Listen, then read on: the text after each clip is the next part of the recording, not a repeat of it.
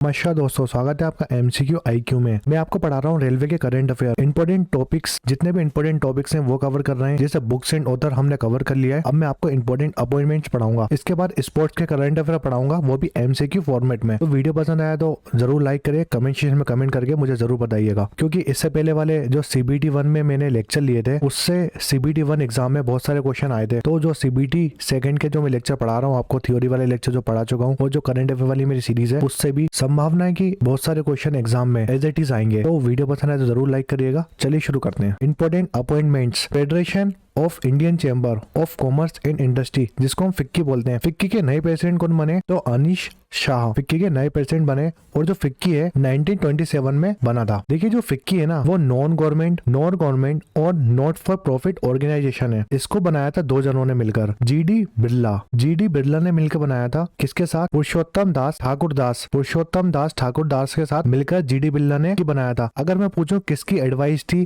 कि फिक्की बनना चाहिए, तो महात्मा गांधी जी की एडवाइस में इन दोनों ने मिलकर बनाया था 1927 में। फिक्की का हेडक्वार्टर कहाँ पर है? वो है न्यू दिल्ली में। इंपोर्टेंट क्वेश्चन है, जरूर याद रखिए, एग्जाम में आता है इससे क्वेश्चन। फिर नेक्स्ट है हमारा appointed as a chief information commission. हमारे नए चीफ इंफॉर्मेशन कमीशन कौन है इंडिया के? तो वो है हीरालाल सामरिया। देखिए जो चीफ इंफॉर्मेशन कमीशन है ना इंडिया का, वो 12 अक्टूबर 2005 में बना था, 12 अक्टूबर 2005 में बना था। और आरटीआई एक्ट 2005 के तहत बना था, याद रखो, 12 अक्टूबर 2005 में चीफ इंफॉर्मेशन कमीशन बना था। नेक्स्ट क्वेश्चन है, चेयरमैन और मैनेजिंग डायरेक्टर कौन बने? जो हमारी महारत्न कंपनी है, भारत हेवी इलेक्ट्रॉनिक लिमिटेड, जिसको बीएचईएल बोलते हैं। तो बीएचईएल के चेयरमैन और मैनेजिंग डायरेक्टर बने कोप्पू सदाशिव मूर्ति। नेक्स्ट है, डायरेक्टर कौन बने? सीबीआई को क्या बोलते हैं? सीबीआई को हम बोलते हैं central bureau of investigation. CBI का फुल फॉर्म है। इसके डायरेक्टर जनरल बने प्रवीण सूद। सीबीआई बना था 1963 में, जिसका हेडक्वार्टर है न्यू दिल्ली में।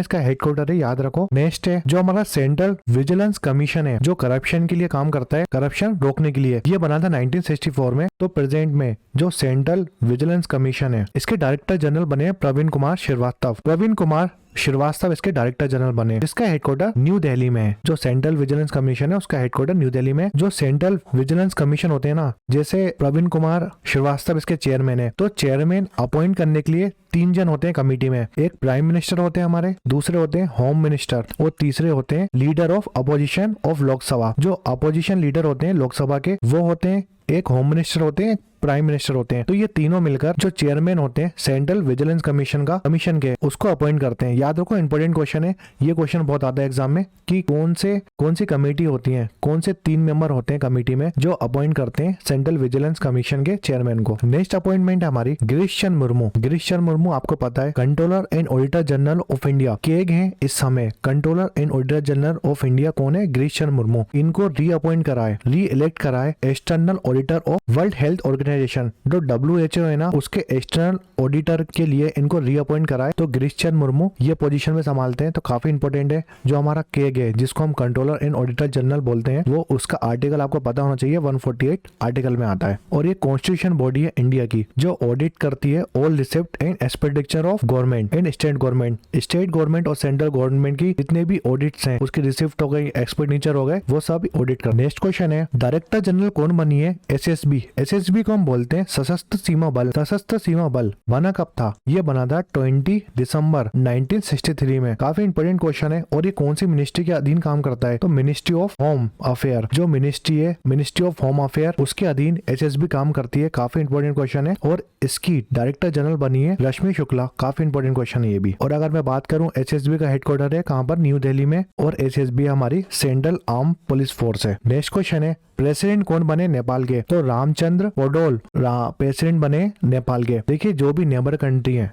इंडिया की, वो आपको उनके प्रेसिडेंट और पीएम पता होना चाहिए, क्योंकि नेबर कंट्री से हर बार एग्जाम में क्वेश्चन आता है। नेपाल की बात करते हैं तो नेपाल की कैपिटल क्या है? नेपाल की कैपिटल है काठमांडू। याद रखो, नेपाल की कैपिटल है काठमांडू। और अगर मैं पीएम की बात करूं, नेपाल के पीएम कौन है? आपको प्रेसिडेंट बता दिए रामचंद्र पौडोल। और पीएम कौन है? तो पुष्प कमल दहल। पुष्प कमल दहल ये है प्राइम मिनिस्टर नेपाल के। नेक्स्ट है चेयरमैन और मैनेजिंग डायरेक्टर कौन बने? Bharat petroleum corporation limited. ये भी महारत्न कंपनी है और ये जो भारत पेट्रोलियम कॉर्पोरेशन है ये बनी थी 1976 में। इसका हेडक्वार्टर कहाँ पर है? इसका हेडक्वार्टर मुंबई में है। मुंबई महाराष्ट्र में पड़ता है। और इसके जो चेयरमैन बने और मैनेजिंग डायरेक्टर बने वो बने हैं जी कृष्ण कुमार। काफी इंपोर्टेंट क्वेश्चन है क्योंकि जो भी महारत्न कंपनी हमारी उससे हर बार एग्जाम में क्वेश्चन आता है। नेक्स्ट है नीति आयोग। नीति आयोग का फुल फॉर्म क्या है? तो नीति आयोग का फुल फॉर्म है national institutes for transforming India. Exam में इसका फुल फॉर्म भी आ जाता है national institute of transforming India.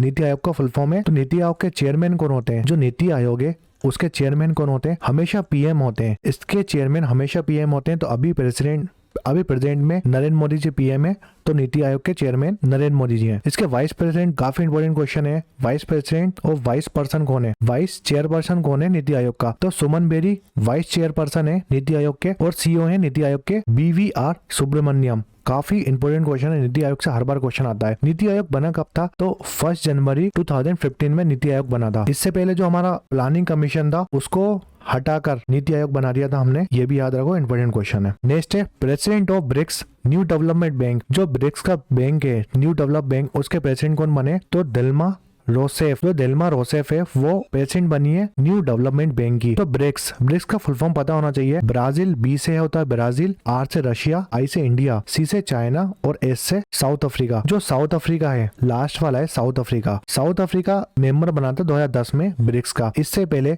CBRC था। मतलब ब्राजील, रशिया, इंडिया और चाइना थे और साउथ अफ्रीका ऐड हुआ था 2010 में। याद रखो, इंपोर्टेंट क्वेश्चन है। नेक्स्ट क्वेश्चन है रेलवे बोर्ड के चेयरमैन और सीईओ कौन बनी है? ये क्वेश्चन 100% आएगा एग्जाम में। रेलवे बोर्ड की चेयरमैन और सीईओ बनी है जया वर्मा सिन्हा और ये फर्स्ट वुमेन चेयरमैन बनी है रेलवे बोर्ड की। काफी इंपोर्टेंट क्वेश्चन है, 100% एग्जाम में आएगा। नेक्स्ट क्वेश्चन है जो चेयरमैन है NHAI के। देखिए NHAI का फुल फॉर्म क्या है? तो national highway authority of India. National highway authority of India हम बोलते हैं किसको? NHAI को। जो हमारा NHAI है ये बना था कब? 1995 में। तो जो NHAI है इसके चेयरमैन कौन बने? इसके चेयरमैन बने संतोष कुमार यादव। और ये कौन सी मिनिस्ट्री के अधीन काम करता है? ये ministry of road transport and highway. जो मिनिस्ट्री हमारी ministry of road transport and highway के अधीन काम करता है NHAI। नेक्स्ट क्वेश्चन है फर्स्ट वुमेन प्रेसिडेंट कौन बनी है इंडिया की ओलंपिक एसोसिएशन। जो इंडिया की ओलंपिक एसोसिएशन है उसकी फर्स्ट वुमेन प्रेसिडेंट बनी है PT उषा। नेक्स्ट क्वेश्चन है president of table tennis federation of India. जो टेबल टेनिस फेडरेशन है इंडिया का उसकी प्रेसिडेंट बनी है मेघना एरावत। नेक्स्ट क्वेश्चन है chairman of national bank of agriculture and rural development जिसको हम नबार्ड बोलते हैं उसके चेयरमैन कौन बने? तो नबार्ड बना था 12 जुलाई 1982 में बना था नबार्ड। ये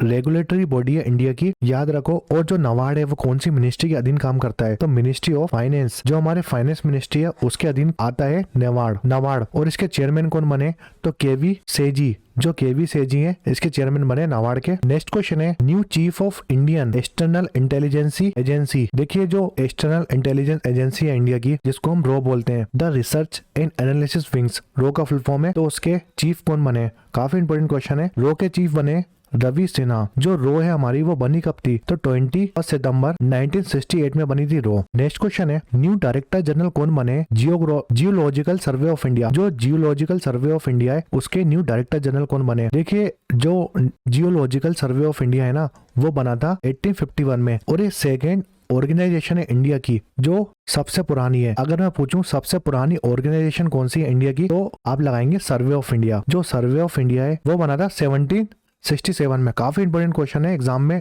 एग्जिट डेट आती है। तो सर्वे ऑफ इंडिया बना था 1767 में और जो जियोलॉजिकल सर्वे ऑफ इंडिया है ना वो बना था 1851 में। याद रखो, काफी इंपोर्टेंट क्वेश्चन है। अगर मैं आपसे पूछूं जो जियोलॉजिकल सर्वे ऑफ इंडिया है वो कौन सी मिनिस्ट्री के अधीन आता है? तो ministry of mines. Ministry of mines के अधीन आता है जियोलॉजिकल सर्वे ऑफ इंडिया और इसके नए डायरेक्टर जनरल बने हैं जनार्दन प्रसाद। जो जनार्दन प्रसाद है ना वो न्यू डायरेक्टर जनरल बने जियोलॉजिकल सर्वे ऑफ इंडिया के। देखिए जो सर्वे ऑफ इंडिया है, सर्वे ऑफ इंडिया कौन सी मिनिस्ट्री के अधीन काम करता है? तो ministry of science and technology. जो हमारी साइंस एंड टेक्नोलॉजी वाली मिनिस्ट्री है उसके अधीन आता है सर्वे ऑफ इंडिया। ये 1767 में बना था। इसका हेडक्वार्टर एग्जाम में बहुत आता है तो वो है देहरादून। देहरादून कौन से स्टेट में पड़ता है? तो देहरादून उत्तराखंड में पड़ता है। नेक्स्ट क्वेश्चन है world meteorological organisation. World meteorological organisation WMO के प्रेसिडेंट कौन बने? तो जो वर्ल्ड मेट्रोलॉजिकल ऑर्गेनाइजेशन है जिसका हेडक्वार्टर है जनेवा, जनेवा है स्विट्जरलैंड में, तो जनेवा स्विट्जरलैंड में इसका हेडक्वार्टर है। ये ऑर्गेनाइजेशन बना था 23 मार्च 1950 में, और इसके प्रेसिडेंट बने अभी डॉक्टर अब्दुल्ला अल मंदोस। डॉक्टर अब्दुल्ला अल मंदोस इसके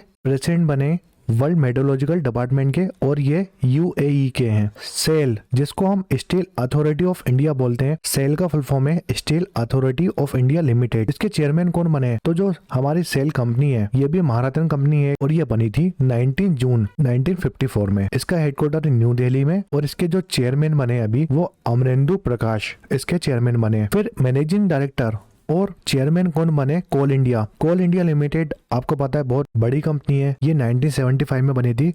इसका हेडक्वार्टर कहाँ पर है? तो इसका हेडक्वार्टर है कोलकाता, कोलकाता वेस्ट बंगाल में, और इसके चेयरमैन बने पीएम प्रसाद। और जो कोल इंडिया है वो मिनिस्ट्री ऑफ कोल के अधीन काम करती है। फिर नेक्स्ट क्वेश्चन है, और काफी इंपोर्टेंट क्वेश्चन है, न्यू एटॉमिक एनर्जी कमीशन के चेयरमैन कौन बने? जो हमारे एटॉमिक एनर्जी कमीशन है उसके चेयरमैन कौन है? ए.के. मोहंती। काफी इंपोर्टेंट क्वेश्चन है। नेक्स्ट क्वेश्चन है, जो drug controller general of India है, drug controller general of India के नए चेयरमैन कौन है? तो राजीव सिंह रघुवंशी इसके नए चेयरमैन है। Drug controller general of India ये कौन सी मिनिस्ट्री के अधीन काम करता है? तो ministry of health and family welfare के अधीन काम करता है drug controller general of India. फिर वर्ल्ड बैंक की बात करते हैं, तो वर्ल्ड बैंक के 14th प्रेसिडेंट कौन बने? तो अजय भांगा। काफी इंपोर्टेंट क्वेश्चन है, अजय भांगा 14th प्रेसिडेंट है वर्ल्ड बैंक के। जो वर्ल्ड बैंक है उसके एमडी कौन है? तो एक्सल वैन। जो एक्सल वैन है वर्ल्ड बैंक के एमडी है। एमडी और सीएफओ की बात करेंगे तो अंशुला कांत इसके एमडी और सीएफओ हैं। फिर चीफ इकोनॉमिस्ट कौन है वर्ल्ड बैंक के? काफी इंपोर्टेंट क्वेश्चन है, इंद्रजीत गिल। वर्ल्ड बैंक से हर बार एग्जाम में क्वेश्चन आता है। नेक्स्ट क्वेश्चन है ट्विटर। आपको पता है ट्विटर का सीईओ कौन बना है? तो पहली बात तो 21 मार्च 2006 में ट्विटर बनी थी। जो ट्विटर कंपनी है वो 21 मार्च 2006 में बनी थी। इसके फाउंडर कौन है? ट्विटर के फाउंडर कौन है? तो जैक डोर्सी का नाम बहुत आता है, वैसे 4 लोग ने ये ट्विटर बनाया था मगर जैक डोर्सी इंपॉर्टेंट, इनके फाउंडर का नाम यही है। अभी प्रेजेंट की बात करेंगे तो चेयरमैन कौन है ट्विटर के? तो चेयरमैन है एलोन मस्क। जो एलोन मस्क है वो चेयरमैन है ट्विटर के, और ट्विटर ने अपना जो लोगो है उसको चेंज करके एक्स रख दिया है। तो एग्जाम में क्वेश्चन पूछ सकते हैं जो ट्विटर का लोगो है ना वो चेंज कब हुआ था? तो जुलाई 2023 में हुआ था। ट्विटर के सीईओ कौन बने हैं? तो लिंडा याकरिनो ये ट्विटर के सीईओ हैं, और चेयरमैन पूछेगा तो एलन मस्क है। फिर नेक्स्ट क्वेश्चन है, काफी इंपोर्टेंट क्वेश्चन है, जो कंपटीशन कमीशन ऑफ इंडिया है उसके चेयरमैन कौन बने? तो रवनीत कौर उसकी चेयरमैन बनी है। फिर नेक्स्ट क्वेश्चन है, फर्स्ट वुमेन डायरेक्टर जनरल कौन बनी है? International organisation of migration. जो इंटरनेशनल ऑर्गेनाइजेशन ऑफ माइग्रेशन है उसकी फर्स्ट वुमेन डायरेक्टर जनरल कौन बनी है? देखिए जब भी कोई वुमेन अगर फर्स्ट डायरेक्टर जनरल या चेयरमैन बनती है तो वो एग्जाम में क्वेश्चन 100% आता है, इंपोर्टेंट क्वेश्चन हो जाता है। एमी ई पॉप इसकी फर्स्ट डायरेक्टर जनरल बनी है इंटरनेशनल ऑर्गेनाइजेशन माइग्रेशन की। फिर नेक्स्ट क्वेश्चन है, यूपीएससी जिसको यूनियन पब्लिक सर्विस कमीशन बोलते हैं उसके चेयरमैन कौन बने? तो यूपीएससी 1 अक्टूबर 1926 में बना था। और अगर मैं आपसे पूछूं कौन से एक्ट के तहत, तो गवर्नमेंट ऑफ इंडिया एक्ट 1935 के तहत यूपीएससी बना था। काफी इंपोर्टेंट क्वेश्चन है। देखिए जब 1 अक्टूबर 1926 में यूपीएससी बना था तो इसका नाम था जब पब्लिक सर्विस कमीशन। इसके बाद चेंज होके फेडरल पब्लिक सर्विस कमीशन रख दिया। उसके बाद फिर से चेंज होकर यूपीएससी जिसको यूनियन पब्लिक सर्विस कमीशन रखते हैं तो वो नाम रखा गया था। तो इसके चेयरमैन एग्जाम में आते हैं, मनोज सिन्हा इसके चेयरमैन बने। नेक्स्ट क्वेश्चन है, फर्स्ट वुमेन चेयरमैन और मैनेजिंग डायरेक्टर बनी है महारत्न कंपनी हमारी पावर फाइनेंस कॉर्पोरेशन। जो पावर फाइनेंस कॉर्पोरेशन है उसकी पहली महिला चेयरमैन और मैनेजिंग डायरेक्टर कौन बनी है? तो Parminder Chopra power finance corporation PFC महारत्न कंपनी हमारी उसकी फर्स्ट वुमेन चेयरमैन बनी है। काफी इंपोर्टेंट क्वेश्चन है। फिर नेक्स्ट है, गवर्नर कौन बने हैं मणिपुर के? देखो मैं आपको बता दूं मणिपुर बहुत ज्यादा न्यूज में था, तो मणिपुर से एग्जाम में क्वेश्चन जरूर आएगा। मणिपुर स्टेट कब बना था? तो मणिपुर स्टेट बना था 1972 में। दूसरा क्वेश्चन आ सकता है, अगर मैं मणिपुर के सीएम पूछूं तो वो कौन है? तो एन बीरेन सिंह। जो एन बीरेन सिंह है ना वो मणिपुर के अभी प्रेजेंट में सीएम है, और गवर्नर है अनुसुईया उके। इसकी गवर्नर है। कैपिटल क्या है?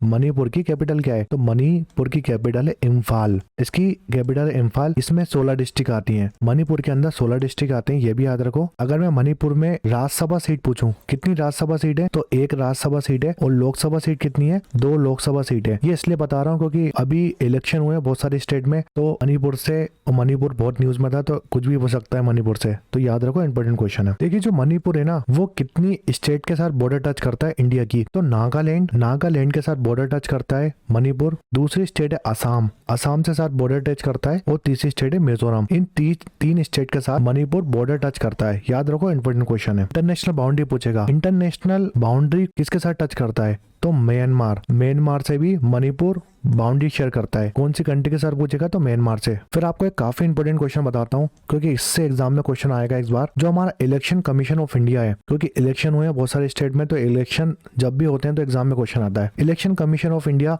25 जनवरी 1950 में बना था। दूसरा क्वेश्चन ये आ सकता है, कौन सी मिनिस्ट्री के अंदर आता है? तो ministry of law and justice के अधीन काम करता है इलेक्शन कमीशन ऑफ इंडिया, जिसका हेडक्वार्टर न्यू दिल्ली में। और देखिए, इलेक्शन कमीशन ऑफ इंडिया में 3 जन होते हैं। एक होते हैं उसके चीफ इलेक्शन कमीशन, तो चीफ इलेक्शन कमीशन है राजीव कुमार, इनका नाम बिल्कुल मत भूलना। इलेक्शन कमीशन 2 होते हैं। चीफ इलेक्शन कमीशन के अंदर 2 जन काम करते हैं, जिनको हम बोलते हैं इलेक्शन कमीशन। तो अनूप चंद्र पांडे और अरुण गोयल, ये दोनों इलेक्शन कमीशन है, और ये दोनों काम करते हैं चीफ इलेक्शन कमीशन के अंदर। तो राजीव कुमार इसके चीफ इलेक्शन कमीशन होगा। काफी इंपॉर्टेंट क्वेश्चन है। 4 स्टेट में इलेक्शन हुए अभी, राजस्थान में, मध्य प्रदेश, तेलंगाना, और चौथी स्टेट है छत्तीसगढ़। तो इन चारों स्टेट के आप सीएम और गवर्नर जरूर देख के जाइएगा, क्योंकि एग्जाम में क्वेश्चन आ सकता है। देखिए 17 पार्ट था। मैं रेलवे के करंट अफेयर पढ़ा रहा हूँ आपको। इससे पहले वाले वीडियो ने देखिए, जरूर देखिए, क्योंकि बहुत इंपॉर्टेंट सीरीज है। इससे एग्जाम में जरूर क्वेश्चन आएंगे और बहुत सारे क्वेश्चन फंसने वाले हैं। मैंने जो भी सीबीटी सेकंड के लिए लेक्चर लिए हैं और सीबीटी 1 के लिए एमसीक्यू क्वेश्चन कराए, इन दोनों के लिए जो भी एमसीक्यू क्वेश्चन कराए वो जरूर देखिए। उससे एग्जाम में क्वेश्चन 100% आएंगे। सीबीटी 1 में बहुत सारे क्वेश्चन फंसे थे एग्जाम में, सीबीटी सेकंड के लिए भी बहुत सारे एग्जाम में क्वेश्चन फंसेंगे। अगर आपके शिफ्ट में कोई भी क्वेश्चन आता है जो मेरे से पढ़ा है आपने और वो एग्जाम में आता है, तो कमेंट सेक्शन में कमेंट करके जरूर बताना ये क्वेश्चन आपने पढ़ाया था और वो आया है। अगर वीडियो पसंद आया तो प्लीज अपने दोस्तों के साथ शेयर करिए, लाइक करें, कमेंट सेक्शन में कमेंट करके बताएं वीडियो कैसा लगा। Thanks for watching MCQ IQ। इसकी PDF आप टेलीग्राम चैनल ज्वाइन कर लीजिए, उसमें मैं शेयर कर दूंगा।